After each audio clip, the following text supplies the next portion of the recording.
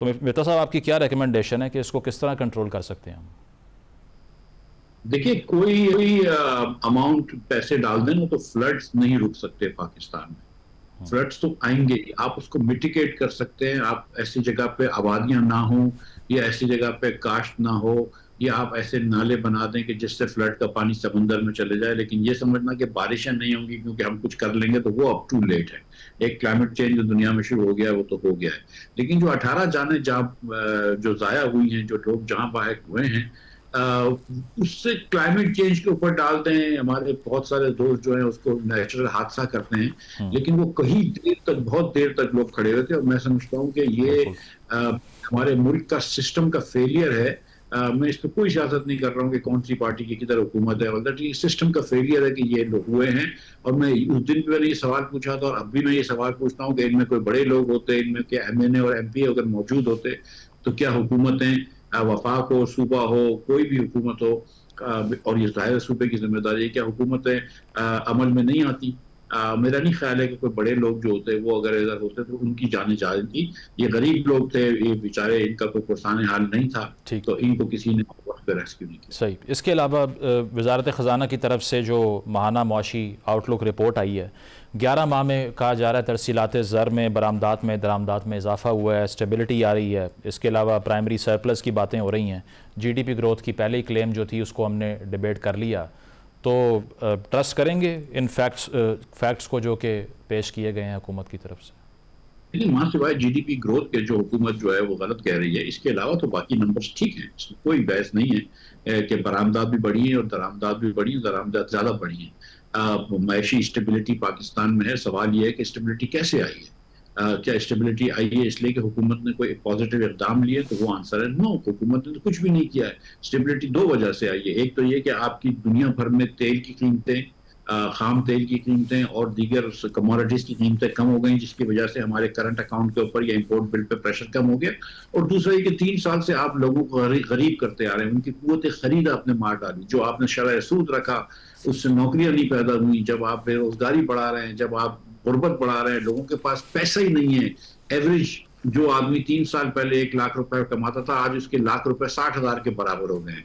तो उसकी जब कुव्वत खरीद कम हो गई, कुछ खरीद ही नहीं पा रहा बेचारा, तो आपकी एग्रीगेट डिमांड कम हो गई, इंपोर्ट की डिमांड कम हो गई, उससे स्टेबिलिटी आई है। लोगों को गरीब करके स्टेबिलिटी आई है। लोगों को तकरीबन गुर्बत में धकेल के स्टेबिलिटी आई है।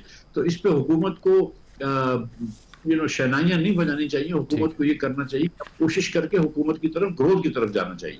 आपने तेल की कीमतों की बात की तो ख़बर तो ये गर्दिश कर रही है कि 15 रुपये तक का इजाफा हो सकता है पेट्रोलियम मसनूआत की कीमतों में। तो अगर इंटरनेशनली कीमतें कम हो रही हैं, यहाँ बढ़ रही हैं? वो एक फार्मूला होता है जिसके तहत यहाँ से कम होती हैं, बढ़ती हैं। क्योंकि पिछले 15 दिनों में जंग के दौरान कीमतें बढ़ी भी थी, तो यहाँ पे कीमतें बढ़ी हैं। देखें, कीमत में दो चीजें होती हैं। एक तो फार्मूला बेस्ड कीमत होती है, ठीक है। उसके अंदर दो अफेक्ट होते हैं जो लोकल गवर्नमेंट के अफेक्ट हो सकते हैं। नंबर एक, एक्सचेंज रेट क्या है? वो भी मार्केट बेस्ड होता है फॉर द मोस्ट पार्ट। इस वक्त एक्सचेंज रेट जो था वो रुपया टूट रहा है। उसकी वजह ये कि स्टेट बैंक को बहुत सारा रुपया वापस करना था, और कुछ तो रीरोल भी चाइना ने किया है वो बहुत सारा रुपया। क्योंकि पिछले माजी के हमने जो जो हमारे गुनाह हैं, जो हमने लोन लिए रहे थे बेअताशा, उसको आज वापस करना पड़ रहा है। तो इसलिए ये तो पैसे होते हैं। और नंबर दो जो होती है कि वो हुकूमत इस पे टैक्स कितना लगाती है इंटरनेशनल प्राइस के ऊपर। तो इस वक्त पिछले 15 दिन पहले तक तो 78 रुपए टैक्स था। मेरा नहीं ख्याल है कि हुकूमत टैक्स बढ़ाएगी। हो सकता है कि IMF से बात मैंने सुना है कि 100 रुपए तक की हुई है। तो वो हुकूमत टैक्स लगाएगी, लेवी लगाएगी 100 रुपए, और उसके ऊपर शायद कार्बन लेवी लगा लेगी 2.5%। लेकिन बाकी इंटरनेशनल प्राइस होती है ना। वजीर आजम कम करते हैं ना वजीर आजम बढ़ाते हैं। ये फार्मूला होता है। बिल्कुल। इस पे पिछले 12 महीने में ब्लूमबर्ग की भी एक रिपोर्ट आई है जो कि ये कह रही है कि डिफ़ॉल्ट रिस्क जो है 59% से कम होकर 47% रह गया है। सरमायाकारों का एतमाद बढ़ रहा है। इस पर क्या कमेंट करेंगे आप? इस पे कोई डाउट ही नहीं। आप देख लीजिए कि आज से 2-3 साल पहले, 1 साल 2 साल पहले जब आप टीवी के शो करते थे, तो कितनी मरतबा आप इकोनॉमिस्टों को बुला के पूछते थे कि यार डिफॉल्ट का क्या रिस्क है। आज तो कोई बात नहीं करता है अल्लाह की मेहरबानी से। तो डिफॉल्ट का रिस्क तो नहीं है, क्योंकि ये देखें, पाकिस्तान की मईशत जब तक कि पेट्रोल $70-75 तक होता है, पाकिस्तान की मईशत का डिफॉल्ट का चांस नहीं होता।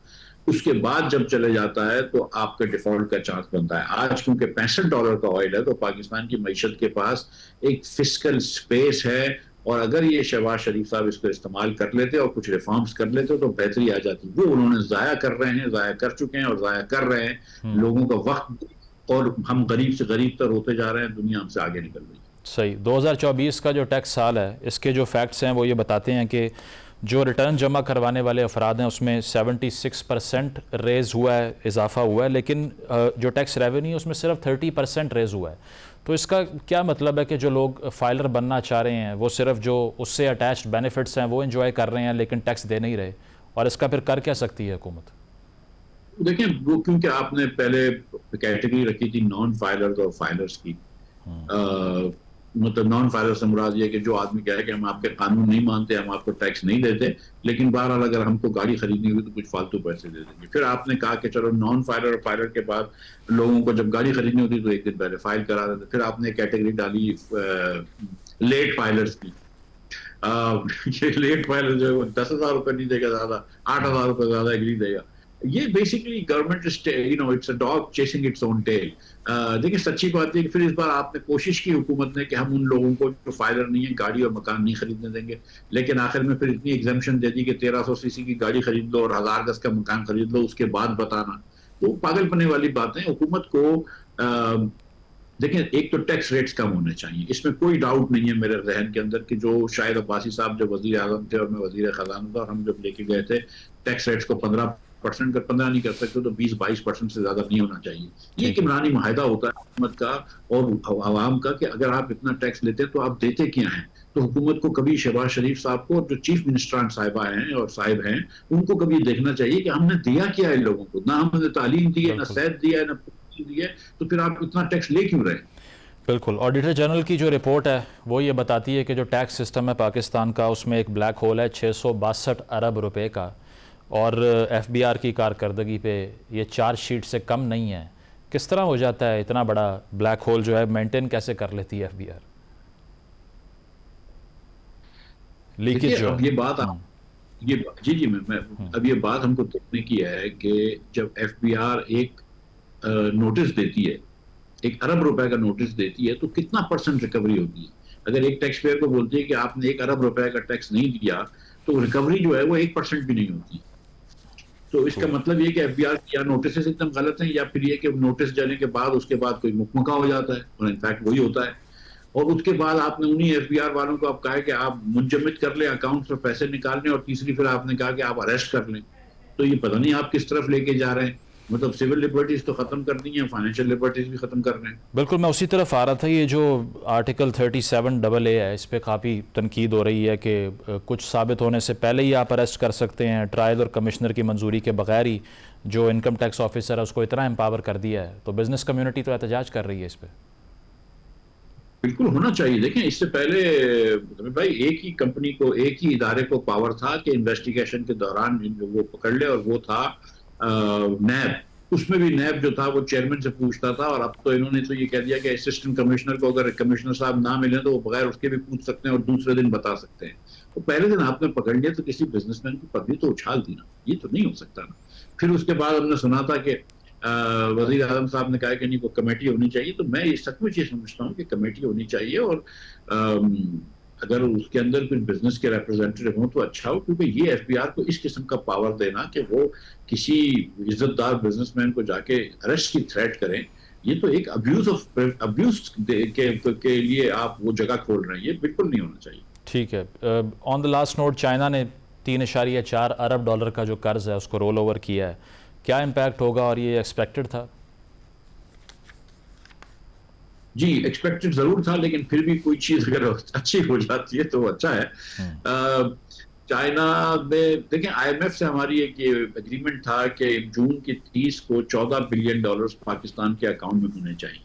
पाकिस्तान के अकाउंट में जब हमने चीन को ये पैसे वापस कर दिए तो $8.9 बिलियन सिर्फ हमारे स्टेट बैंक के रिजर्व में रह गए थे, जो कि बहुत डेंजरस है। 10 बिलियन से नीचे तो कभी भी नहीं होना चाहिए। हमने 14 बिलियन का आईएमएफ से वादा किया हुआ था, तो इसीलिए बहुत अरसे से मार्केट से स्टेट बैंक डॉलर खरीद रहा था, और इसकी वजह से आपने देखा कि डॉलर की वैल्यू भी बढ़ रही थी, और बहुत अरसे से स्टेट बैंक जो था वो इंपोर्ट नहीं करने दे रहा था। और आपने ये देखा कि अभी ये एडिबल ऑयल, खाने पीने का जो तेल होता है, उसकी उसकी एलसियां नहीं खुल रही थी, जिसकी वजह से तेल में महंगाई भी हो गई है।